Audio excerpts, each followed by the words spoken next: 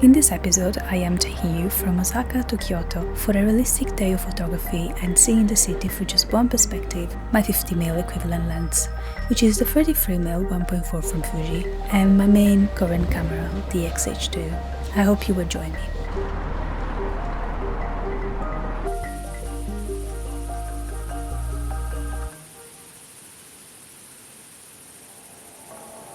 Kyoto is known for its meditative atmosphere and the countless hidden temples.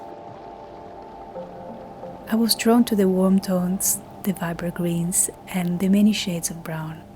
Using a 50mm lens allowed me, as an introverted photographer, to get close to the details while keeping a natural perspective with just the right amount of compression. It was my first time using this lens and I was completely blown away by its colors.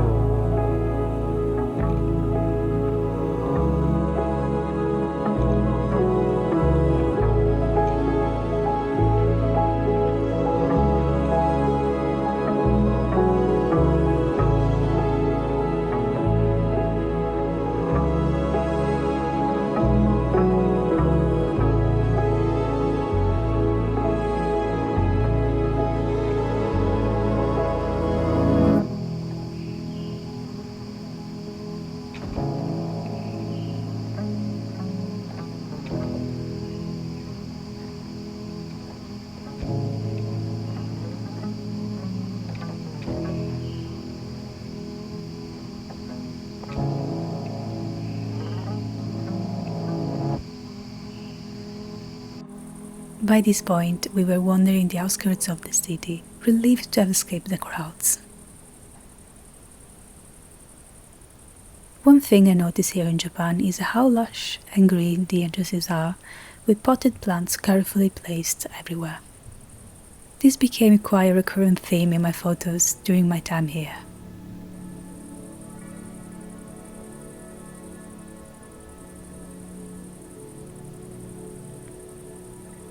I wanted to quickly share how the music and sounds came together for this video.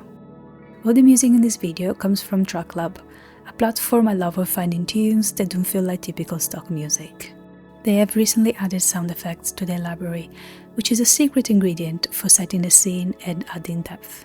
When I record actual ambient sounds, it often comes out a bit rustly or harsh, so these sound effects really help make everything feel more pleasant and immersive.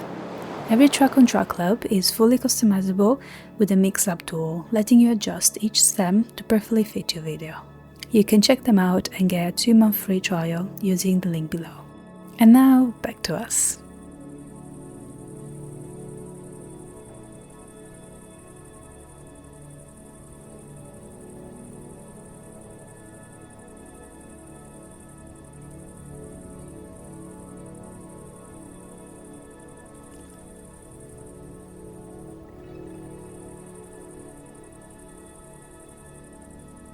Fushimi Inari is one of Kyoto's most iconic shrines connected to Japan's ancient history.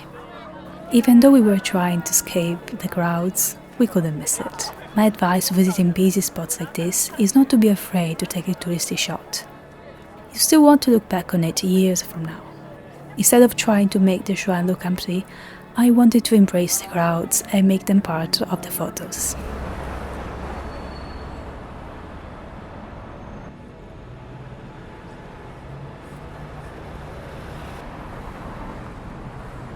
The heat was starting to catch up with me and I thought the day was over.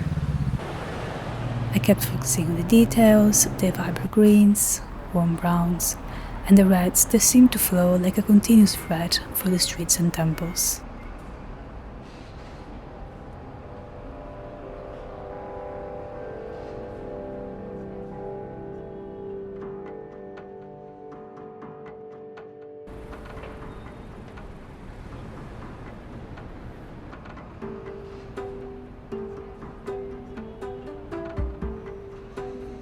I was especially excited to try out the 1.4 lens.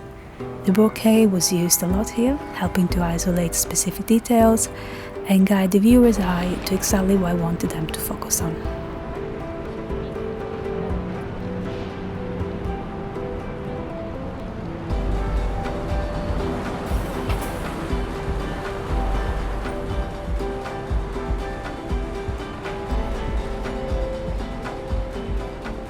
This is probably my favorite photo of the day, maybe a bit too moody compared to my usual style, which focuses more on design.